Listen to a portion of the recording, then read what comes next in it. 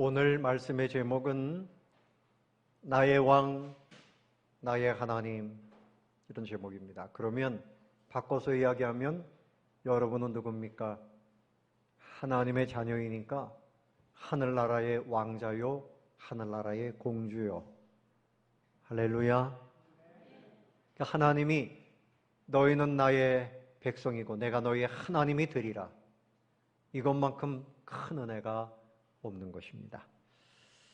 자, 오늘은 6.25 사변이 발발한 지 73주년이에요. 여기 연세 많으신 분들은 6.25를 기억하실 겁니다. 어릴 때 4살, 5살 혹은 중학생 때 그렇게 6.25를 경험하셨을 거예요. 저는 우리 아버님이 6.25 참전용사이기 때문에 6.25에 대한 이야기를 들어서 알고 있습니다. 근데 여러분이 6.25 전쟁으로 인해서 죽고 부상당하고 이산가족이 되어지고 이런데 한 300만 명 가량 죽거나 부상하거나 그랬다는 거죠. 우리가 이 사진을 보지만 얼마나 참 처참한 그런 과정을 겪었습니까? 왜 이런 일이 일어났을까? 좁게 보면 이 김일성 때문에 전쟁이 일어났다 이렇게 볼 수도 있지만 좀 더 깊은 의미로 생각해 보면 여러분, 참새 한 마리가 팔려가는 것도 하나님이 허락하셔야 된다 그랬잖아요. 그런데 이렇게 수많은 사람들이 죽고 고통을 당하는 것을 우연히 되어지는 일이 아니고 하나님이 허락하신 일인데 그것은 사람들이 지은 죄악 때문이었습니다. 평양은 동양의 예루살렘이라고 했는데 그 땅에 공산군이 먼저 들어왔어요. 1938년 9월 10일에 제27회 우리 교단 총회에서 신사참배를 가결했습니다. 그러니까 일본의 그 신사 앞에 때가 되면 전부 절을 하는 거예요. 그리고 신사참배를 거부했던 주기철 목사님 같은 분들은 면직시켜버렸습니다. 목사님들이 잘못한 거죠.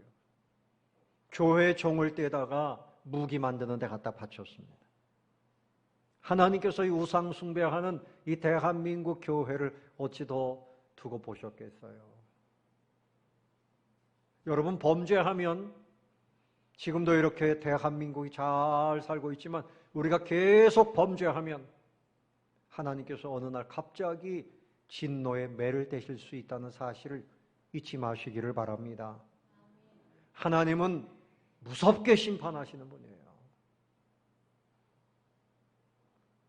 그런데 이제 부산만 남겨놓고 온 국토가 공산화될 지경에서 초량교회에 모여서 목사님, 장로님, 성도님들이 금식하며 통회하며 하나님의 용서를 구하며 기도했습니다.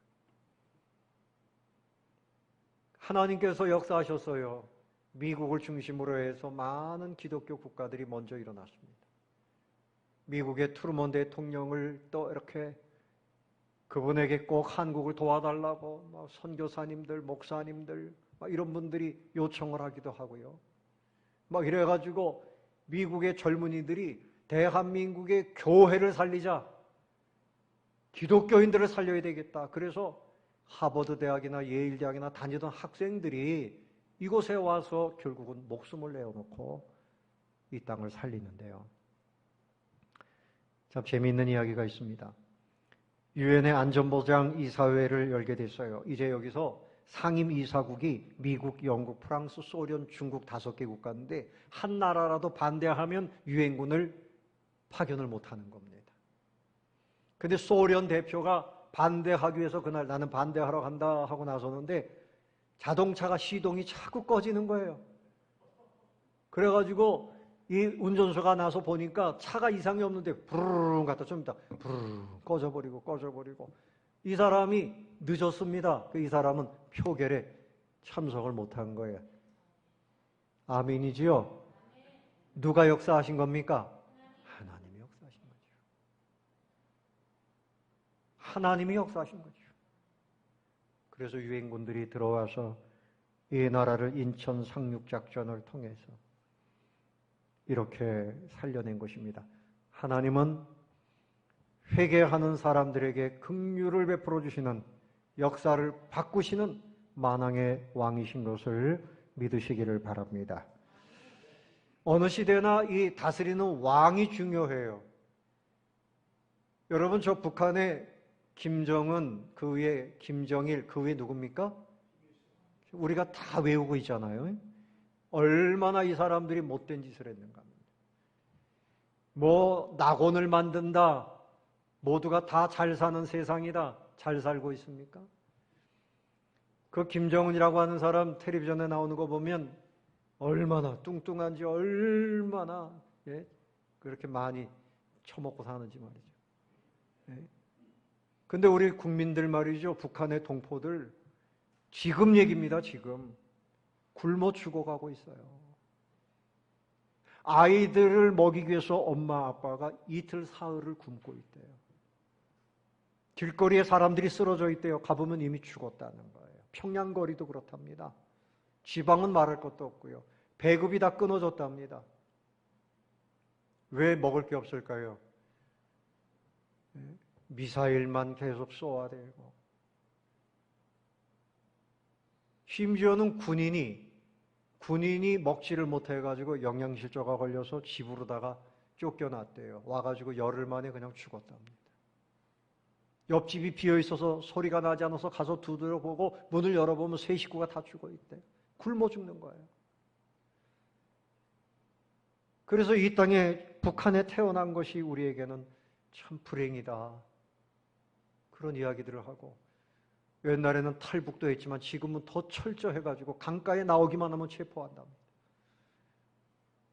핸드폰을 가지고 뭐 다른 나라 방송 보고 뭐 이러면 그냥 사형시켜버리고요. 공포정치가 점점 더 심해지고, 지도자, 왕이 악한 사람이면 그 나라는 모두가 다 고통 속에서 헤어날 수가 없어요. 오늘 이사야가 기록한 이 성경 말씀을 기록할 때는 주전 730년경 아하스라고 하는 왕인데 얼마나 악한지, 자기 아들을 불로 태워서, 살아있는 아들을 태워서 우상 앞에 드리고 우상 숭배를 나라에 가득하게 만든 그런 악한 왕이 다스리는 그런 시대였어요. 나라가 이제는 바벨론에 망해서 포로로 잡혀갈 지경입니다. 그야말로 이 사람들이 모두가 다 죄에 빠져 있어요. 왕이 그러니까 백성들도 우상에 빠져 있고요, 포악해지고요, 정말 견딜 수가 없는, 살 수가 없는 그런 시대가 된 거예요. 여러분, 죄를 짓다 보면요, 감각이 없어져요. 맹인이 되고, 포도주에 취해 있는 것처럼 비틀거리고, 독주로 말미암아 깊이 잠들고. 이사야 29장 9절 10절에 나오는 말씀과 똑같습니다. 근데 우리가 살고 있는 이 시대도 사람들이 점점 거짓에 속고 있어요. 뭐 방송이나 사람들이 하는 말이나 참 거짓에 속아요. 첫 번째 뭔가 하면 젊은이들, 아유, 결혼 안 해도 돼, 혼자 사는 게 좋아. 그러면 어른들이 또 뭐라고 말씀하십니까? 맞아, 혼자 사는데 능력만 있으면 혼자 사는 것도 좋지. 10명 중에 한 4명 이상은 결혼 안 한다, 이렇게 말하고, 결혼해도 자녀 안 낳겠다. 자녀 때문에 들어가는 비용이 너무나 크고 우리가 여행도 못 가고 너무 고생하니까 우리끼리 편안하게 살자. 전부 그런 생각들이 가득해요. 여러분, 우리가 자라날 때, 우리 태어날 때 그때는 자녀들이 많았잖아요. 뭐 방이 많았습니까? 방 한 칸에서 같이 살고 그냥 같이 그저 없어도 먹고 그래가면서 자랐지만 다들 잘 살고 있잖아요. 이 잘못된 거짓된 생각이 사람들의 정신을 다 마비시키고 있어요. 교육이 잘못되고 있어요. 학교에 가면 아이들에게 너 남자야 여자야? 남자아이한테 남자야 여자야 이렇게 물어봅니다. 그럼 애가 나 글쎄요, 너 오늘부터 여자 해라. 네, 여자예요. 너 강아지야 고양이야? 나 고양이 할래요. 정체성을 완전히 무너뜨립니다. 외국에서 그렇게 하고 있는데 대한민국에도 그렇게 들어오고 있어요. 동성애 하는 것도 잘하는 거야. 동성애 하는 거 그 사람들이 영웅이야. 예? 며칠 전에 그런데 퀴어 축제를 하면서 이 동성애 하는 사람들이 그 거리를 장악하고 그러니까 장사하는 사람들이 반대합니다. 우리 장사 안 됩니다. 그리고 이 집회를 해도 이 교통을 마비시키면 불법이거든요. 그래가지고 기독교 단체나 장사하는 분들이나 또 시장이 나서가지고 이건 안 됩니다. 그런데 누가 그 길을 열어줬는가 하면 경찰들이 열어줬어요. 경찰들이 공무원하고 싸우면서 그 사람들이 도로를 점거하고 그 할 수 있도록 경찰들이 길을 열어줬어요. 이게 도대체 어떻게 된 경찰인지 모르겠어요. 그게 위법이거든요. 외국에서는 시위를 해도 뭔가 손해를 끼치면 그 다 손해배상을 해야 되거든요. 우리도 그렇게 법에 되어 있는데 경찰들이 오히려 길을 열어줬다는 거예요. 경찰들도 뭔가 거짓에 속고 있구나. 어그러진 세대입니다. 뭐 여러 가지 이루 말할 수가 없습니다. 죄라고 하는 것은 이렇게 결국은 죽음의 자리로 몰아가는 거예요. 여러분, 이 에스키모인들이 늑대를 잡는 그 방법이 있답니다. 날카로운 칼에다가 거기다가 짐승의 피를 묻혀가지고 얼린답니다. 또 묻히고 또 얼리고 그러면 이렇게 수북하게 피가 얼어 있는 거죠. 그것을 가지고 어느 곳에 딱 갖다 놓으면 늑대가 와가지고 그 피 냄새를 맡고 그곳까지 가까이 가겠죠. 그래서 그것을 핥아 먹습니다. 아, 이게 웬일이야? 이 맛있는 피가 여기 있어. 그렇게 계속 핥아 먹다 보면 어떻게 됩니까? 그 안에 날카로운 칼이 이 늑대의 혀를 확 가르는 거예요. 근데 자기 혀에서 이제 피가 나오잖아요. 자기 피인 줄 모르고 계속 핥아 먹는 거예요. 그리고 쓰러지는 겁니다. 죄라고 하는 것이 이런 거예요. 위에 있는 이 지도자들이 죄를 짓고 살면 백성들도 죄의 마비가 되어지고 그렇게 되는 겁니다. 그래서 이런 시대를 살고 있었어요. 암울한 시대를 살고 있었는데 하나님께서는 소망의 하나님이신 줄로 믿습니다. 그 깜깜한 죄악의 밤에 하나님께서 소망을 말씀하시는데 오늘 32장에서 말씀하시는 것은 장차 한 왕이 나타나는데 공의로 통치할 것이라. 방백들, 그 모든 정치 지도자들, 이 사람들도 정의로 다스리는 시대가 온다. 하나님의 은혜주요. 그래서 2절 보세요.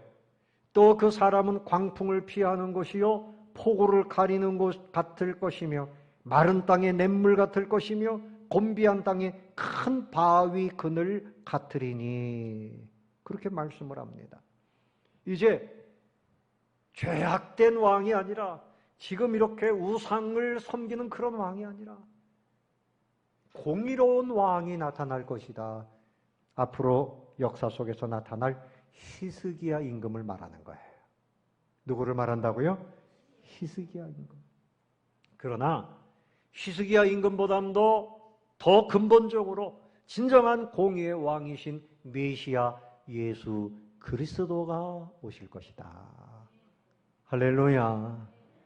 예수님은 공의로우신 왕이십니다. 세상은 죄악이 가득해도 우리 예수님이 우리의 왕이 되시니 우리의 삶을 하나님의 공의로 보호해 주시고 인도해 주시고 그러므로 우리는 주님을 소망하고 늘 살아야 돼요. 아프리카에 이 말 중에 우분투라는 말이 있어요. 우분투. 한번 따라해 보실까요? 우분투. 그 뜻이 뭐라고 써 있어요? 우리가 함께 있기에 내가 있다. 그러니까 내가 너를 위하면 너는 나 때문에 행복하고 너 때문에 나는 2배로 행복해질 수 있다. 그러니까 우리라고 하는 개념이에요. 아프리카 부족에 대해서 연구하는 인류학자 한 분이 그 아프리카에 가가지고 어린이들을 모아놓고 이렇게 게임을 했습니다. 얘들아, 저 나무 밑에 딸기가 가득한 바구니가 있다. 내가 뛰어라 그러면 가서 1등하는 아이가 다 갖는 거야. 1등하는 아이가 그 바구니를 다 차지하고 그 그 과일을 다 먹을 수 있다. 아이들이 알았어요. 자, 출발! 아이들이 확 뛰어갔는데요.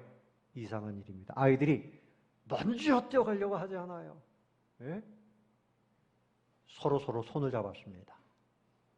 손을 잡고 가더니 그 바구니를 이렇게 한가운데 놓고 서로 먹고 먹여주고 키득키득 웃고 이러고 있는 거예요. 애들이 너무너무 기뻐하고 행복해하는 거예요. 그래서 이 학자가 아이들에게 야, 너희들 1등 하는 사람한테 다 준다 그랬는데 왜 이렇게 서로 나눠 먹고 이러고 있어? 왜 이렇게 하는 거지? 근데 한 아이가 대답을 합니다. 아저씨, 나머지 다른 아이들이 슬픈데 내가 어떻게 기쁠 수가 있어요? 어떻게 나 혼자 기뻐할 수가 있어요? 그런 말을 하더라는 겁니다. 이 우분투라고 하는 말은 아프리카 반트족의 언어라 그래요. 남아프리카 공화국 대통령이었던 넬슨 만델라 대통령도 우분투를 많이 외쳤다 그래요. 우분투. 당신이 있기에 우리 모두가 있다. 그런 말이에요. 귀한 말이죠. 여러분 통계를 내보면요. 당신이 행복하면 당신 주위에 있는 평균 5명이 그날 하루 행복하게 살 수 있답니다. 따라해 봅시다. 내가 행복하면 5명이 행복합니다. 근데 행복은 나만 행복하려고 할 때 행복이 안 되고요. 행복은 사랑하고 나누어 줄 때 함께 행복해지는 겁니다. 이것이 뭔가 하면 하나님의 공입니다.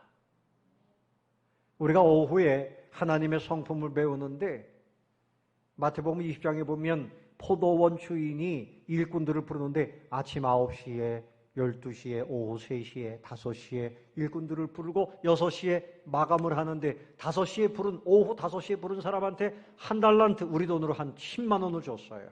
그러니까 아침부터 나온 사람이 화가 났습니다. 나는 아침부터 일했는데 왜 저 사람 10만 원 주고요. 그럼 나한테는 50만 원 줄 겁니까? 따졌습니다. 그 사람은 공평한 것을 말하는 거예요. 공평. 근데 이 주인은 바로 하나님의 마음을 보여주는 겁니다. 하나님은 그 모든 사람들이 다 하루 먹고 살 수 있는 것을 주는 것이 하나님의 뜻이었어요. 아멘. 우리 사람들은요, 계산을 너무 잘해요. 그 사람 우리 딸 결혼할 때 왔어 안 왔어? 얼마 가지고 왔어? 그래? 안 왔으면 가지 말고 왔으면 가고 얼만데? 꼭 이렇게 따지는 거 있잖아요. 우리가 부조는 뭡니까? 그 사람이 그 일을 능히 치룰 수 있도록 도와주는 것이 부조예요. 아멘. 그 사람이 몸이 아프고 가난해서 못 왔으면 그 형편을 살펴서 우리가 더 도와줘야 되는 거죠. 이것이 과거 우리 조상들이 하던 사랑이에요. 하나님의 마음은 모든 사람이 평안하고 행복을 누리게 하는 것, 그것이 하나님의 공입니다. 하나님의 공의는 계산이 없어요. 우리도 이 우분투의 정신, 이것은 하나님이 더 우리에게 보여주시는 정신 아닙니까? 하나님은 언제나 모든 사람들을 행복하게 하시는 분이에요. 누구든지 예수님을 믿기만 하면 구원을 주십니다. 누구든지 예수님을 믿기만 하면 천국을 주시는 분입니다. 영생을 주시는 분입니다. 모든 슬픔이 기쁨이 되게 하시는 분이에요. 절망이 바뀌어서 소망이 되게 하시는 분이에요. 은혜를 구하며 기도하는 사람들의 손을 뿌리치지 않는 분이 만왕의 왕이신 우리의 예수님이신 것을 믿으시기를 바랍니다. 그래서 언제나 우리의 손을 붙잡아 주세요. 그래서 사도 바울은 옥중에 있으면서도 너무나 행복했어요. 거기서도 사랑운동을 했거든요. 주님의 사랑을 누리고 있어요. 빌립보서 4장 4절에 주 안에서 항상 기뻐하십시오. 주님 안에 있으면 만왕의 왕이신 주님으로 인해서 행복할 수 있습니다. 여러분 걱정하지 마십시오. 오늘 주님이 여러분의 왕이 되심을 믿으시기를 바랍니다. 따라해 봅시다. 주님 때문에 나는 영원히 행복합니다. 옆에 계신 분에게 축복하세요. 주님 때문에 행복하십니다. 주님 때문에 행복하지요. 아멘. 주님이 나의 왕이신데 걱정할 것이 없는 겁니다. 그래서 만왕의 왕이신 나의 왕, 나의 하나님이 계시는데 여러 가지 복을 주시지만 오늘 두 가지를 말씀하십니다. 첫 번째는 안식의 복을 누리게 하십니다. 무슨 복이라고요? 안식입니다. 자, 2절을 다 같이 읽어보겠습니다. 2절 시작. 또 그 사람은 광풍을 피하는 곳, 폭우를 가리는 곳 같을 것이며 마른 땅에 냇물 같을 것이며 곤비한 땅에 큰 바위 그늘 같으리니. 참된 안식을 주신다, 그런 말씀이에요. 여러분, 진정한 왕은 우리에게 안식을 주시는 분이에요. 안식을 주시는 분이에요. 그래서 오늘 2절 말씀에 보시면 광풍을 피하는 곳이라. 이 땅에 광풍이 얼마나 많아요. 가정에 이런저런 풍파가 몰려올 수 있어요. 사업에 어려운 일을 만날 수 있어요. 국가적으로 광풍을 만날 수 있어요. 그러나 그때 피할 수 있는 광풍을 피하는 것이 되시는 분이 바로 우리의 왕이신 예수님이시다. 또 폭우를 가리는 곳이라. 폭우가 쏟아질 때 어디로 들어갈 것인가? 우리 주님 품 안으로 들어가면 거기서 안식을 누릴 수 있어요. 또 마른 땅, 여러분 사막에 물이 없으면 죽는 겁니다. 그런데 사막의 곤비한 땅에 냇물 같을 것이라, 냇물 같을 것이라. 우리 예수님께서 나를 믿는 자는 그 배에서 생수의 강이 흐를 것이라 말씀하셨습니다. 1700년대 후반에 영국에 살았던 목사님이 계세요. 어거스터스 톰 레이디라고 하는 목사님이 한 계곡을 통과하다가 갑작스러운 광풍, 번개, 소낙비를 만났어요. 어디로 피할까 하다가 마침 바위 밑에 이렇게 틈이 있어가지고 거기로 싹 들어갔습니다. 그래서 그 폭우 가운데서 잘 피했어요. 그때 마음에 시상이 떠올랐어요. 조그만 종이 하나를 가지고 썼습니다. 찬송가 494장이에요. 만세반석 열리니 내가 들어갑니다. 창에 허리 상하여 물과 피를 흘린 것 내게 시험되어서 정결하게 하소서.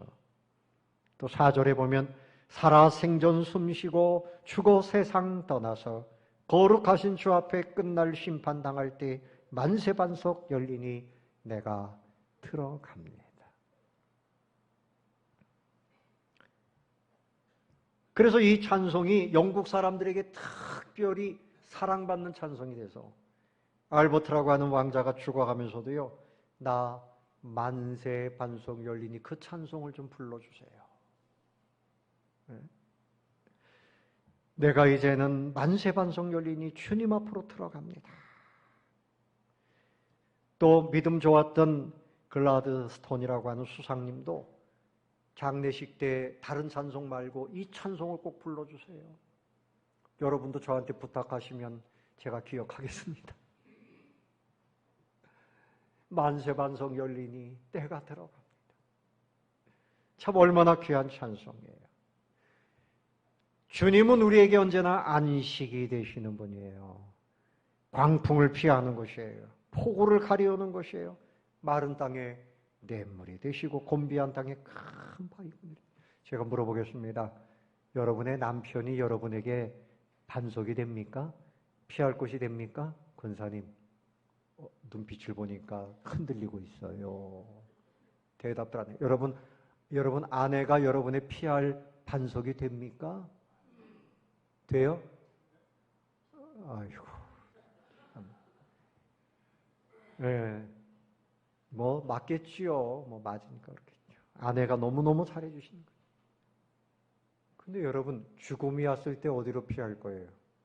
죽음이 왔을 때 아내가 피할 반석이 될까요? 안 되지요.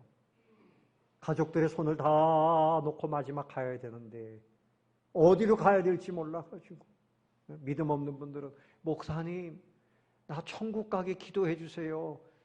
그땐 이미 늦은 거지요. 믿음을 본인이 가지고 있어야지. 그래서 믿음이 있는 사람들은 사랑하는 가족들이요, 주님이 나를 환영하고 계시네. 천사들이 나에게 왔네. 나 먼저 가서 기다릴게. 영광의 빛을 보고 있어. 황금마차를 보고 있어. 이렇게 말씀하는 분들, 돌아가시면서 그런 분들이 있어요. 여러분, 주님이 영원한 피할 바이요 반석이 되시는 것을 믿으시기 바랍니다. 코리텐붐 여사는 나치 독일에 의해서 감옥살이를 하신 분이에요. 근데 이분이 이런 말을 했어요. 우리가 기차를 타고 가는데 굴 속을 지나갈 때 말이죠. 너무 깜깜하다고 무섭다고 뛰어내리겠습니까? 거기서 잠깐 참고 기다리면 기관사가 우리를 밝은 곳으로, 안전한 곳으로 인도해 갈 것이다. 그런 생각을 하지 않습니까? 만왕의 왕이신 우리 주님이 우리 인생의 기관사에 우리는 이미 구원 열차를 타고 있는 것입니다. 할렐루야. 그러므로 참으로 안식처가 되시는 주님, 우리에게 늘 안식을 주시기를 기뻐하시는 그분이신 것을 믿어야 돼요. 자, 오늘 32장 15절 이하 17절까지 한번 보겠습니다. 자, 15절을 한번 펴보세요. 같이 15절부터 17절까지 시작. 마침내 위에서부터 영을 우리에게 부어주시리니 광야가 아름다운 밭이 되며 아름다운 밭을 숲으로 여기게 되리라. 그때에 정의가 광야에 거하며 공의가 아름다운 밭에 거하리니 공의의 열매는 화평이요 공의의 결과는 영원한 평안과 안전이라. 아멘. 하나님께서 우리에게 성령을 부어주시고 광야가 아름다운 밭이 되고 아름다운 밭을 숲으로 여기게 되리라. 아름다운 밭에 거하게 된다. 공의의 열매는 뭐라고요? 화평이요 공의의 결과는 영원한 평안과 안전이라. 공의는 하나님의 다스림입니다. 하나님의 다스림 속에서 우리가 영원한 평안함과 안전함을 누리게 되는 것입니다. 재물이 여러분을 지켜주는 거 아니에요. 아멘. 수긍이 안 됩니까?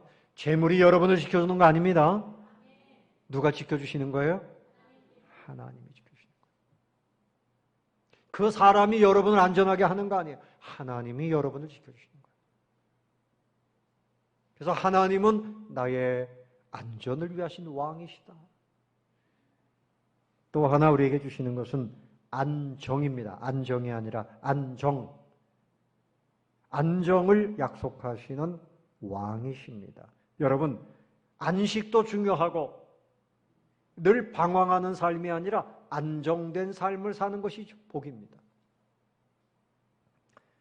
왜 우리가 안식을 못하는가 하면 안식을 상실한 원인이 있어요. 삶이 안정되어 있지 않으면 안식을 누릴 수가 없어요. 자, 18절과 20절을 보겠습니다. 18절 다 같이 시작. 내 백성이 화평한 집과 안전한 거처와 조용히 쉬는 곳에 있으려니와 20절 모든 물가에 씨를 뿌리고 소와 나귀를 그리로 모는 너희는 복이 있느니라. 자, 집이라고 하는 것은 정착할 수 있는 안정을 말하는 거예요. 여러분, 집이 있기 때문에 하루 종일 분주하게 살아도 집에 돌아가면 쉴 수 있어요. 그리고 평안한 마음으로 하룻밤을 또 지낼 수 있습니다. 정착해서 농사를 짓고 거기 집을 짓고 이게 안정이죠. 근데 유목민들은 여기에 텐트를 치고 또다시 걷어서 내일은 다른 곳으로 가야 되고 풀이 있는 곳을 찾아서 그렇게 계속 돌아다녀야 돼요. 그리고 우리 인생은 이 땅에서 마치 유목민과 같아요. 이스라엘 백성들이 주로 아브라함도 그랬잖아요. 유목민의 삶을 살았는데 이제 정착한 곳, 광야 생활 다 끝내고 정착한 곳이 어딘가 하면 예루살렘을 중심으로 한 곳이에요. 성전을 짓고 하나님께 예배드리고 그 주변에 집들을 짓고 이렇게 살게 되었잖아요. 33장 20절도 한번 보십시다. 33장 20절 시작. 우리 절기에 시온성을 보라. 내 눈이 안정된 처소인 예루살렘을 보리니 그것은 옮겨지지 아니할 장막이라. 그 말뚝이 영영이 뽑히지 아니할 것이요 그 줄이 하나도 끊어지지 아니할 것이며. 자, 시온성을 보라. 내 눈이 안정된 처소인 무엇을 본다고요? 예루살렘을 보리니 그것은 옮겨지지 아니할 장막이라. 예루살렘에는 성전이 있어요. 하나님을 예배하는데 과거에는 광야에서 성막을 가지고 이리 옮겨 다니고 저리 옮겨 다니고 했지만 이제 예루살렘에 성전을 탁 지어놓고 거기서 너희가 포로 생활로 쫓겨가지도 아니하고 옮겨가지도 아니하고 안정된 삶을 살 것이다. 네? 뽑혀지지도 아니하고 뽑히지도 아니하고 끊어지지도 아니할 것이라. 여러분의 인생이 안정되어 있습니까? 이것을 해보니 성공했어요. 이것을 해보니 성공했어요. 그래서 삶이 안정되는 사람이 있는가 하면 이것을 했는데 또 실패하니 다른 것을 해보고 또 실패하고 이것도 해보고 저것도 해보고 한 뼘도 안 되는 내 머리로 내 경험으로 내 생각으로 시대의 흐름 따라서 막 이리저리 안정이 안 되는 삶을 살다가 한평생 끝나는 사람들이 적지 않습니다. 그러나 하나님이 내 인생의 왕이 되시면 누가? 하나님이 왕이 되시면 안정된 삶을 복으로 주시는 것을 믿으시기 바랍니다.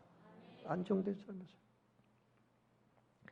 신앙생활을 해도요, 몇 년 동안 교회 다니더니 별거 없어. 근데 절에 가가지고 또 합장하고 다니고 또 그것도 안 되니까 또 다른 데 가가지고 쫓아다니고 평생 교회를 다니긴 했는데도 안정이 안 되는 분들이 있어요. 주님께 뿌리를 내리지 못했어요. 기도 생활이 안 돼요. 말씀 묵상하는 생활이 안 돼요. 그냥 예배만 이렇게 출석만 하지만 말이죠. 예? 안정이 돼야 돼요. 주님 안에서 안정이 돼야 돼요. 어느 교회를 가야지 안정이 될까? 이것보다 만왕의 왕이신 하나님과의 인격적인 관계가 중요합니다. 하나님을 만나게 되시기를 예수님의 이름으로 축원합니다. 하나님의 다스리심을 받아서. 근데 우리 사람들이 구원은 받았지만 성품이 타락해가지고요, 자기 생각대로 사니까 자꾸 방황해요. 하나님 통치하시는 그 원리는 뭔가 하면 순종이에요. 순종. 뭐라고요? 순종이에요. 하나님이 왕이시면 우리는 왕 앞에 순종해야죠. 순종해야 됩니다. 이스라엘 백성들이요, 이 유대인들이 이 안식과 안정을 한마디로 뭐라고 표현하는가 하면 샬롬이라고 말해요. 샬롬. 그것이 참 평화입니다. 그런데 안식일에는 사바스 샬롬, 안식일이 사바스거든요. 사바스 샬롬.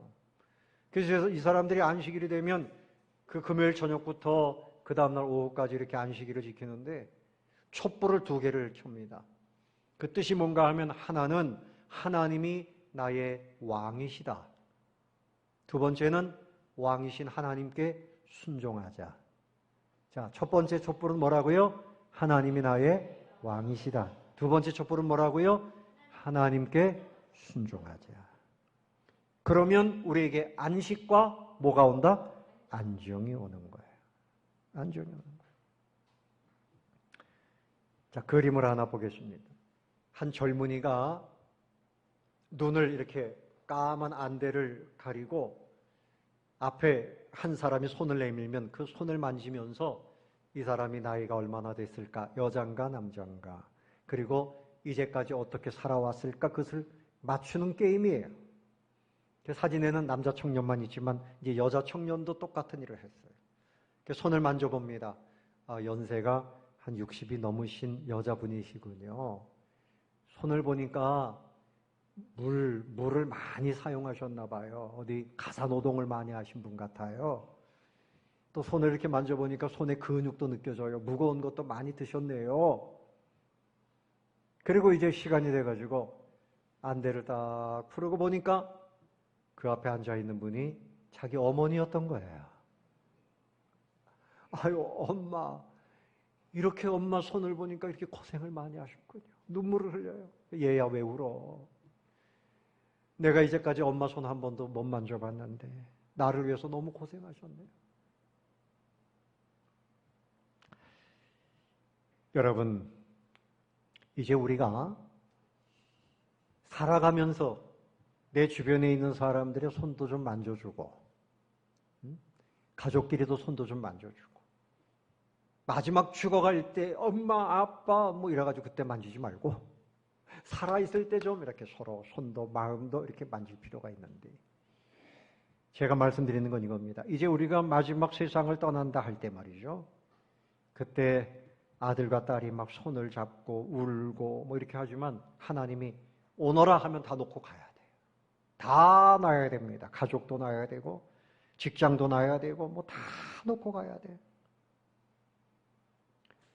그런데 이제 떠나갈 때 그때까지도 진정 우리의 안식처와 우리의 삶의 안정을 보장해 줄 수 있는 그런 분은 하나님밖에는 없어요. 여러분이 무엇을 가지고 있든지 어떤 인생을 살았든지 주변에 어떤 식구들이 있든지 여러분의 인생을 책임져 줄 수 있는 존재는 사실은 아닙니다. 지금도 마찬가지입니다. 지금도 우리가 분명히 착각하지 말고 믿어야 될 것은 하나님이 내 손을 붙잡고 안식하게 하시고 안정된 삶을 살게 하시는 나의 왕이신 분 하나님. 따라해 봅시다. 하나님이 나의 왕이십니다. 하나님께 순종하겠습니다. 그러면 여러분의 인생이 안식과 안정이 넘치고요. 여러분의 가정도 하나님이 왕이 되시기를 바랍니다. 우리 교회도 주님이 왕이시고 대한민국이 우리 남쪽 대한민국이나 저 북한이나 하나님이 왕이 되어주시면 이 땅의 진정한 통일, 자유, 모든 것이 주의 은혜 가운데 진정한 기쁨을 누리고 사명을 감당하게 될 것입니다. 어떤 분들은 말하기를 통일이 되면 남쪽에 있는 사람들이 괴로워요. 뭐 그래가지고 통일은 안 되고 이처럼 사는 것이 좋습니다. 그것은요 양심불량입니다. 북한에 있는 우리 동포들 그들을 구출해내야 할 사람들이 우리예요. 우리가 기도해야 되고 기회가 되면 그들을 도와야 되고 그것이 하나님의 뜻입니다. 하나님이 역사하시면 하나님께서 대한민국을 참된 안식처로 안정된 평화의 나라로 자유의 나라로 저 북한의 김정은이의 그 악한 정권을 하나님이 한번 불어버리시면 한 번에 끝납니다. 아멘. 한 번에 끝나요.